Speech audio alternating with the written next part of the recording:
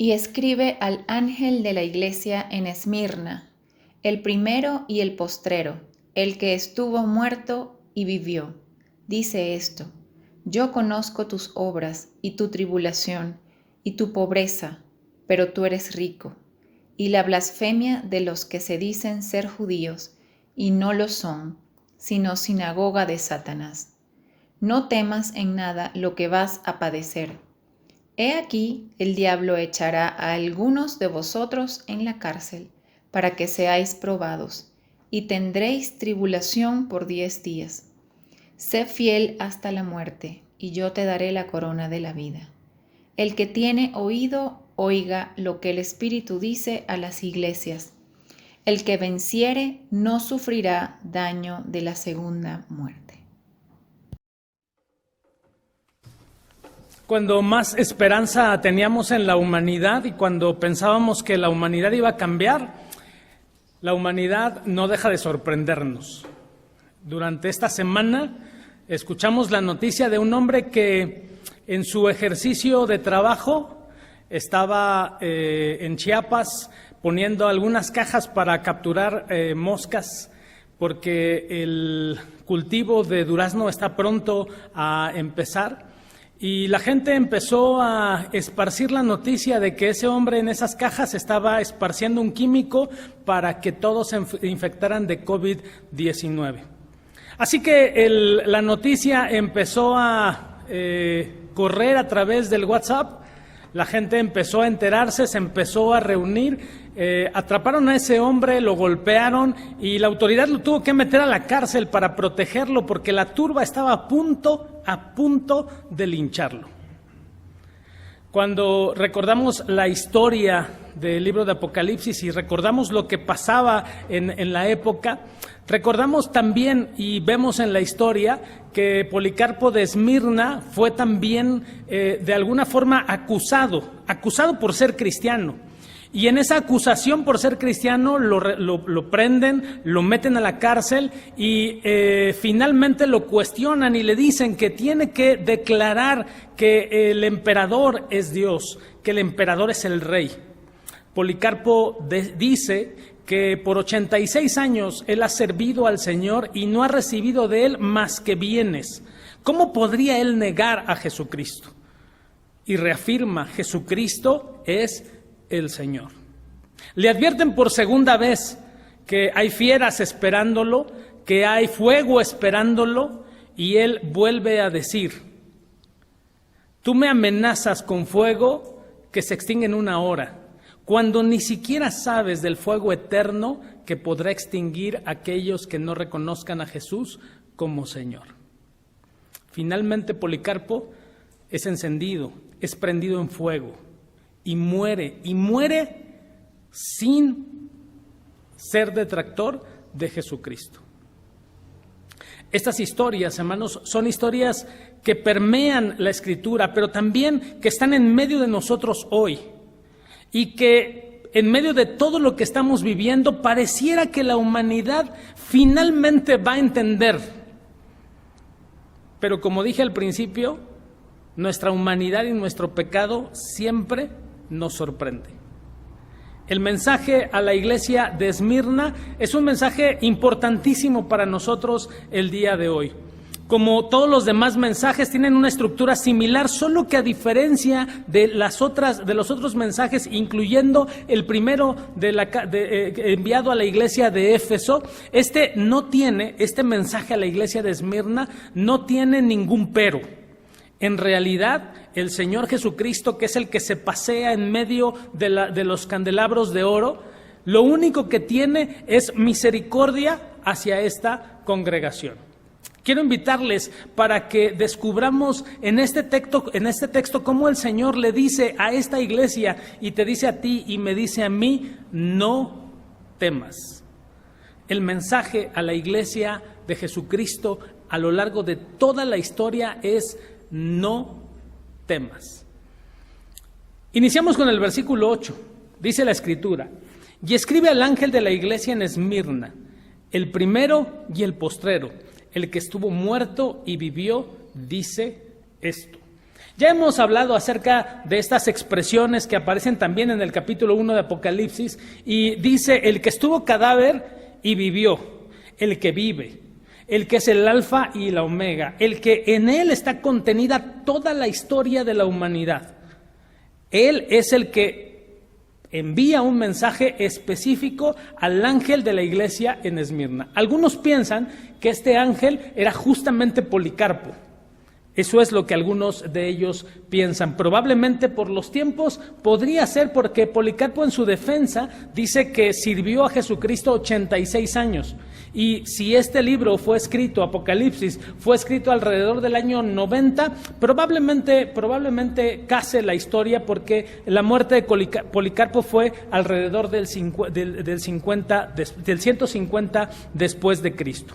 Así que probablemente el ángel, el pastor, es Policarpo, y escribe el primero y el postrero, el que tiene en sus manos la eternidad. Pero es muy interesante porque se refiere a la iglesia de Esmirna como el que estuvo muerto y vivió. Esto históricamente es un asunto interesante, porque Esmirna conocía lo que era eso. La historia y la arqueología ha descubierto que en el año 6 antes de Jesucristo, Esmirna fue acabada. Pero Roma la rescató, y entonces en el año 10 Esmirna volvió a resurgir. Parece que se le denominaba a Esmirna la ciudad resucitada. Así que tiene sentido esto que se establece en este principio de la carta, porque para los de Esmirna era bastante común para ellos hablar acerca de volver a vivir, de resurgir de las cenizas. Así que el que habla a Esmirna es el que verdaderamente resurgió, el que verdaderamente resucitó, pero no resurgió para tener una historia temporal, sino resurgió para tener una historia eterna, permanente. Así que para los de Esmirna, este concepto es un concepto que ellos entendían, nos parece perfectamente. Y nuevamente Jesucristo dice: yo conozco tus obras. Igual que en los versículos anteriores, otra vez este Jesús que tiene unos ojos como de fuego, capítulo 1, al que no se le escapa nada, dice: yo conozco tus obras. Pero no solo tus obras, sino tu tribulación y tu pobreza. Y aquí vale la pena resaltar el hecho de que tribulación tiene que ver con las dificultades que enfrentaban. Había dos problemas que estaban enfrentando la iglesia de Esmirna. Al igual que toda la iglesia en ese momento, estaban sufriendo una persecución de parte de Roma. De hecho, se sabe que esta persecución era una persecución que tenía ya de parte del Estado un presupuesto. Y esta persecución era una persecución que se establecía para toda la iglesia. Pero además, en Esmirna específicamente, había una segunda persecución. No solamente llovía, sino les llovía sobre mojado. Y esto hacía que Jesús les dijera: yo conozco tu tribulación. Una tribulación por doble. Por un lado los romanos, y por otro lado los judíos residentes en Esmirna. Pero además dice: y conozco también tu pobreza. Y aquí me gustaría preguntarte: ¿eres rico o eres pobre? Por supuesto, volteaste a ver a todos y dijiste: somos pobres. Porque la pobreza y la riqueza dependen de muchos factores, pero sobre todo depende de con quién nos comparemos. Si tú estás pensando que eres pobre porque tu fotografía no ha salido en Forbes, pues entonces evidentemente eres pobre. Pero si te comparas con las personas que viven a tu alrededor, probablemente seas rico. Todo depende del cristal con que se mire. En este momento, en todo el mundo y especialmente en Latinoamérica, el asunto de la pobreza y de la circunstancia económica se está cada vez más recrudeciendo. Y lo que se anticipa es que será todavía mayor. Así que no será difícil decir que somos pobres. Pero te pediría que recapacitaras un poco y pensaras si en verdad eres pobre. No te compares con Bill Gates, ni te compares con Slim, no te compares con nadie de esos, porque evidentemente eres pobre. Compárate con aquellas personas que hemos encontrado no tienen ni siquiera la posibilidad de tener agua potable. O con personas que hemos encontrado a nuestro paso que no tienen la posibilidad de acceder a un refrigerador. Es más, hay personas tan pobres que ni siquiera están viendo esta transmisión porque no tienen ni siquiera posibilidad de tener megas en sus dispositivos. Cuando nos comparamos con personas así, entonces nos damos cuenta que somos ricos. Pero Jesús dice a la iglesia de Esmirna, tú eres pobre. No está diciendo, dices que eres pobre. Algunos de nosotros decimos que somos pobres, porque nuestra expectativa es enorme, porque quizá nuestros viajes se han cancelado, porque quizá nuestros deseos más anhelados no han sido alcanzados. Pero decimos que somos pobres. El texto dice, respecto a la iglesia de Esmirna, es que efectivamente era pobre. ¿Y de dónde procedía la pobreza? Procedía justamente de la tribulación. La tribulación tenía que ver con la persecución tanto de Roma como de los judíos, y esto implicaba una persecución que incluía quitarle sus posesiones. No solamente era una crisis económica generalizada, sino era un asunto específico y particular de nuestros hermanos creyentes en Esmirna. Les quitaban sus posesiones, no les permitían trabajar. Pero lo más complicado en este caso es que vivían en una ciudad que era esplendorosa. Y ser pobres en medio de esas circunstancias, obviamente, es una de las cosas más difíciles que pueden existir. Esmirna era conocida como la primera ciudad en belleza.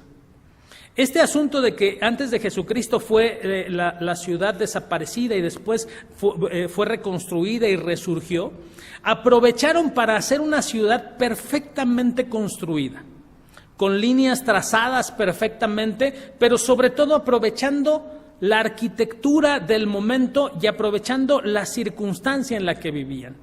Esmirna está enclavada en un lugar que está muy cerca del mar, y hay una montaña muy específica que tiene una vista privilegiada hacia el mar, y en ese lugar es donde construyeron todos los edificios gubernamentales. ¿Han visto que los edificios gubernamentales tienen cierta opulencia? Bueno, Esmirna tenía una opulencia maravillosa. Y en ese lugar rocoso donde se construyó estos edificios gubernamentales era un semicírculo que se le conocía como la corona de Esmirna. Es decir, este hecho de ser opulenta no solamente era una cosa que les interesaba, sino les interesaba también la belleza. Y estos edificios de diferentes alturas, a lo lejos parecía ser una corona. Y le decían justamente a ese lugar, le conocían como la corona de Esmirna. Era una ciudad que estaba considerada dentro de las ciudades más leales a Roma. Y por ser tan leales a Roma, tenía muchísimos privilegios. Privilegios que estaban siendo eliminados para los creyentes. Los cristianos no tenían ninguno de esos privilegios, y entonces la diferencia entre los pobres y los ricos era cada vez mayor. ¿Les suena? Esta diferencia se estaba haciendo mucho más grande con los hermanos porque los estaban persiguiendo y les estaban eliminando todas las posibilidades de tener una vida digna. Así que Jesús dice, yo conozco tu pobreza. Pero entre paréntesis dice, pero tú eres rico. Habría que apuntar seriamente que la riqueza sin Dios no es nada y que la pobreza con Dios es mucho. Y esto es justamente el concepto fundamental que está diciéndoles el Señor a la iglesia de Esmirna. Aunque eres pobre desde la perspectiva humana, desde la perspectiva de Dios eres rico. Y esto es lo que fundamentalmente nos está enseñando el texto, a no ver la perspectiva humana, a no ver la perspectiva de nuestra vida desde la perspectiva humana, sino desde la perspectiva de Dios. Y ahí es donde las cosas pueden cambiar en cuanto a la visión que tenemos. Es probable que tú veas tu auto y desde la perspectiva humana digas, verdaderamente soy pobre. O es probable que veas tus zapatos y desde la perspectiva humana digas, verdaderamente soy pobre. O llegue tu quincena, lleguen todos los requerimientos del banco y te des cuenta que verdaderamente eres pobre. Pero ¿qué es lo que piensa Dios de ti? ¿Qué es lo que piensa Dios de nuestra iglesia? Y no estoy hablando de la iglesia local, sino estoy hablando de la iglesia de Jesucristo. Esta iglesia, Esmirna, está siendo vista desde la perspectiva de Dios y dice, tú piensas que eres pobre, pero en realidad eres rica. Y eres rica por diferentes circunstancias. Porque ahorita lo vamos a ver, pero fundamentalmente porque es una iglesia perseverante y es una iglesia que se mantiene fiel y firme a pesar de las circunstancias. Conozco todo lo que está pasando, dice el Señor, pero sobre todo conozco que no eres en lo más mínimo pobre, sino que eres verdaderamente rica. Porque además, dice el versículo 9, también conozco las blasfemias de los que se dicen ser judíos y no lo son, sino sinagoga de Satanás. La iglesia de Esmirna estaba viviendo en medio de una circunstancia donde los judíos, por causa de la persecución del año 70, tienen también que emigrar y llegan a diferentes ciudades y se convierten en comerciantes y en gente importante. Pero ellos declaran desde mucho antes que la iglesia cristiana, los creyentes son en realidad herejes. Y no solamente los persiguen, sino que además los acusan. Algo así como lo que le pasó a Jesucristo también. Es a Jesucristo a quien lo acusan ante los romanos. Es a Policarpo quienes los acusan, lo acusan ante los romanos. Y los cristianos estaban siendo acusados. Pero dice el texto específicamente que eran judíos. Evidentemente no todos los judíos son de esta índole, son de esta especie de personas acusadoras. Saludamos a todos nuestros hermanos judíos mesiánicos que nos están viendo. No sé si nos estén viendo, pero si ustedes conocen a un judío mesiánico, por favor, abrácenlo fraternalmente. Bueno, no ahorita, sino en línea, abrácenlo fraternalmente y salúdenlo porque también son hermanos nuestros. Pero en Esmirna había judíos que estaban acusando a nuestros hermanos. Y dice el Señor, no son otra cosa más que sinagoga de Satanás.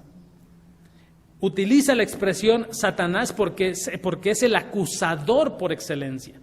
Desde la visión de Dios, hermanos, en el Apocalipsis lo que nosotros encontramos no es una dualidad de vida, no es que algo esté sucediendo en la vida espiritual y algo está sucediendo en la vida material. Desde la perspectiva de Dios, estas dos cosas de alguna forma hacen sentido y entonces lo que está pasando con Satanás afecta directamente a la iglesia. No quisiera que nosotros tomáramos una postura en la cual acusáramos de todo a Satanás. Algún muchacho tal vez reprobó el examen y ha de decir, el diablo es el que se metió y cuando yo iba a estudiar hizo que me diera sueño. No, eso evidentemente eso no es así. Sabanás, dicen por ahí, es lo que no te deja despertarte, no es Satanás.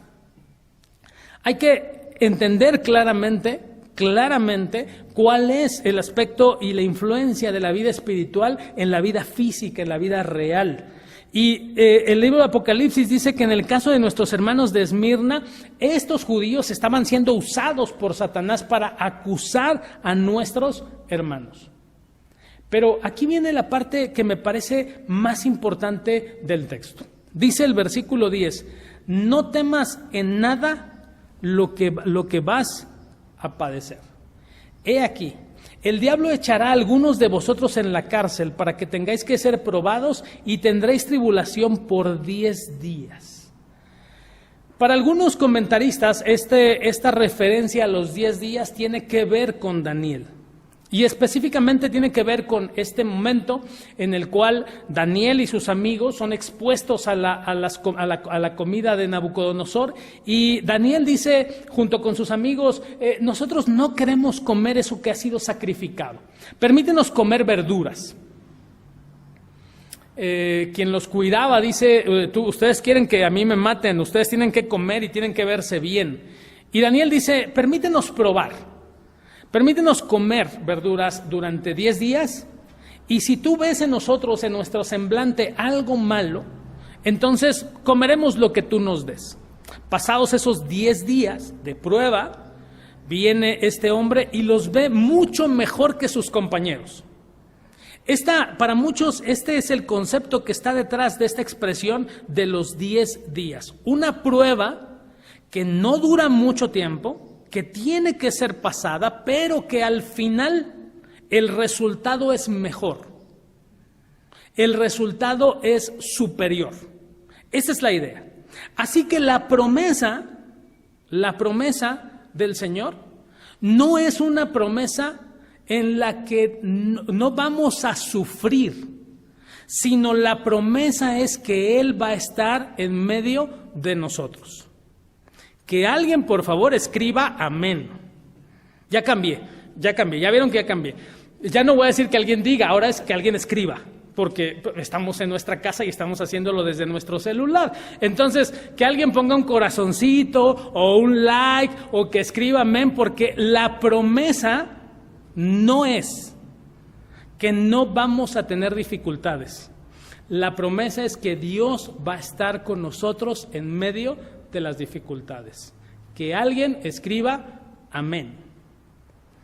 Lo que el Señor promete a la iglesia de Esmirna no es eliminar las dificultades, sino, miren cómo dice el texto de manera extraordinaria, insiste en el hecho de que van a pasar por tribulaciones. No temas en nada lo que vas a padecer. Parece que lo que estaba sucediendo hasta el momento no era todo. Iban a padecer más cosas. ¿No te pasó que en este tiempo de pandemia y en toda esta alerta sanitaria que hemos tenido, pensábamos que eso era algo terrible que nos estaba pasando? Hasta que vinieron los rayos, luego el temblor, luego el polvo del Sahara y unas lluvias torrenciales que prácticamente estábamos pensando en Noé. Por supuesto, las alcantarillas de las ciudades no alcanzan y entonces eso se vuelve un caos terrible. Y algún meteorólogo diría, ¿y lo que falta? No solo vas a padecer eso, vas a padecer muchas cosas más. Nos parecería a nosotros que decirle al Señor, Señor, con la pandemia suficiente sería bueno. Pero en realidad lo que el Señor promete no es que no vamos a padecer y no vamos a sufrir circunstancias. Esperemos en el Señor que muy pronto la vacuna salga al mercado, que podamos adquirirla toda la humanidad, que podamos quedar vivos después de toda esta circunstancia, pero seguramente vendrán otras cosas. Porque lo que dice el texto es, vas a padecer más. Y el diablo va a echarlos algunos de ustedes en la cárcel y van a ser probados y tendrán tribulación, pero esa tribulación será solamente por 10 días. Y si la interpretación tiene que ver con lo de Daniel, entonces lo que se aspira, lo que se espera es que como creyentes nosotros, después de la prueba, cuando haya terminado, salgamos fortalecidos. Seamos mejores creyentes, seamos mejores esposos, mejores esposas, mejores personas para una sociedad que necesita esperanza. No salgamos sorprendiendo a Dios y siendo peores que éramos antes. Este tiempo es un tiempo en el cual nuestra fe y nuestra vida cristiana está siendo probada.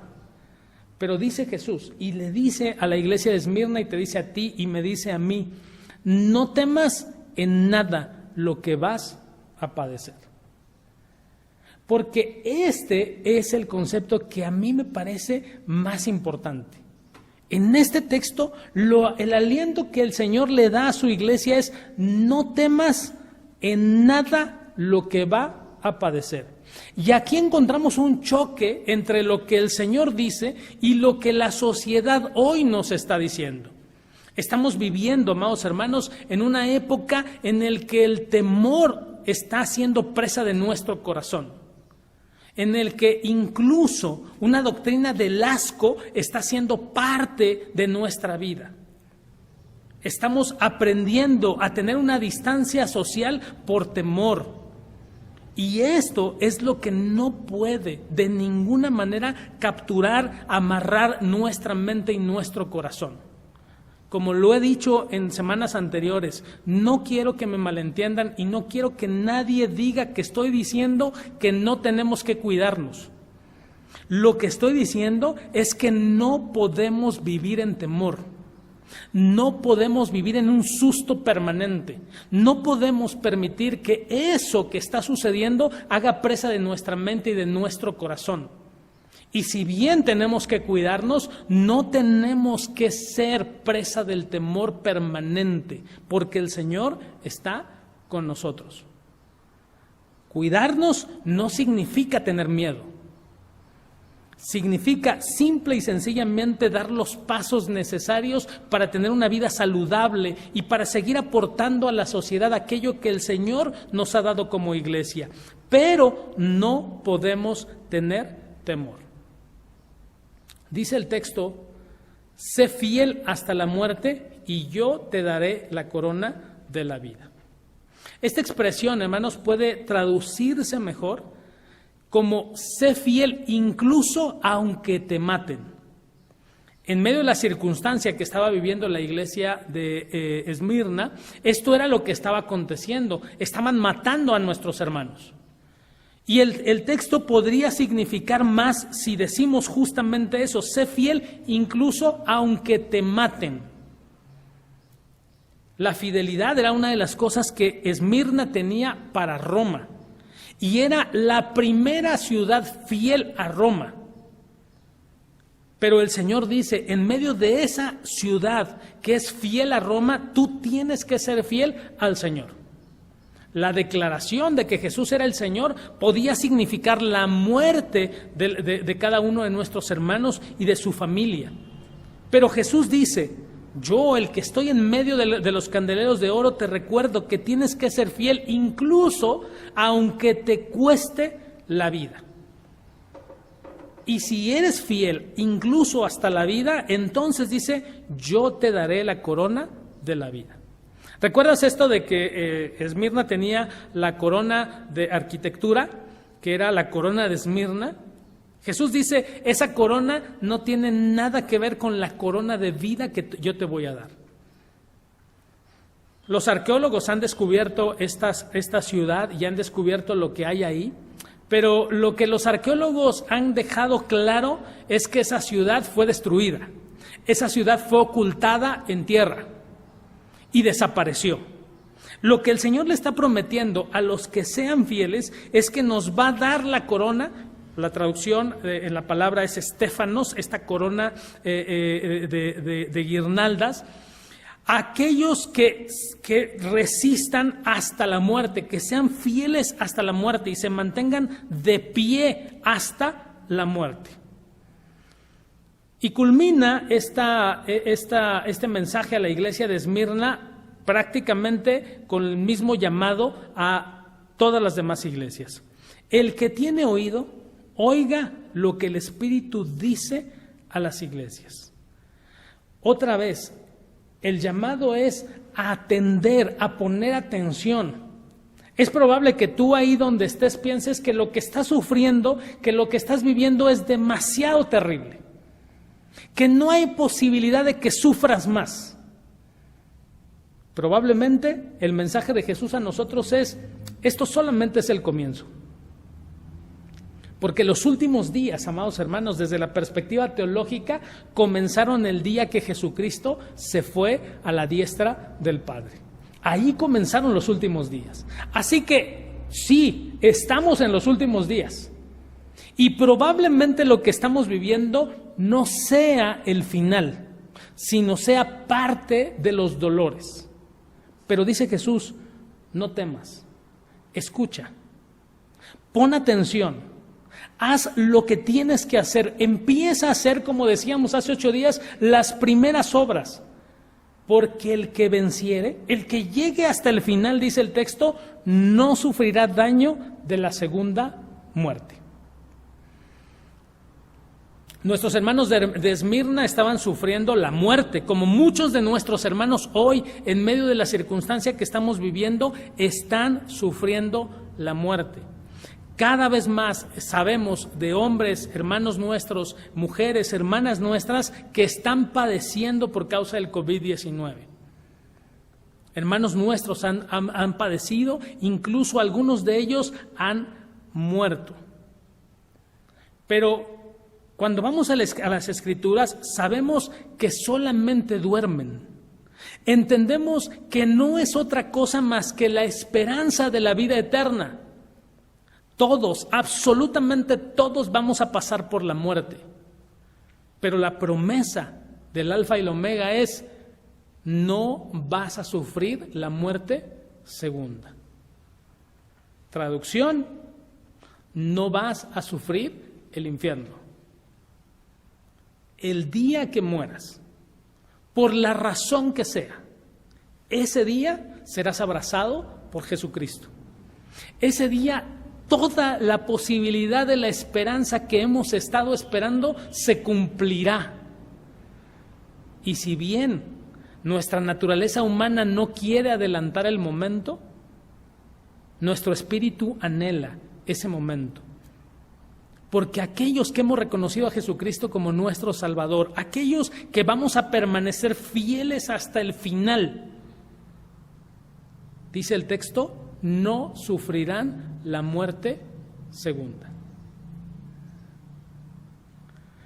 A lo mejor el mensaje de Apocalipsis para ti sea un mensaje que te ha espantado durante mucho tiempo. A lo mejor pensar que la vida se va a acabar y que el mundo va a colapsar es algo que hoy te causa conflicto. Probablemente te causa conflicto porque no estás seguro de que si mueres hoy, por la razón que sea, estés en la presencia del Señor. Si tienes oídos, escucha lo que dice el Señor. Arrepiéntete, vuelve al Señor. Y si bien el Señor no promete una vida de ricos, lo que promete es que en Él verdaderamente seremos saciados. Serás mucho más que rico. Vivirás eternamente en la presencia del Señor. Así que, amados hermanos de la Iglesia del Señor, no temas. No temas lo que el hombre puede hacer. No temas lo que la naturaleza puede hacer. Confía en lo que el Señor ha hecho y ha prometido para ti, para tus hijos y para tu familia. Confía en aquel que entregó su vida y murió y volvió a vivir y nos está esperando en ese lugar que ha prometido para ti y para mí. Vivamos, pero vivamos sin temor. Vivamos con la certeza que en Dios está guardada y resguardada nuestra vida. Que el Señor nos bendiga.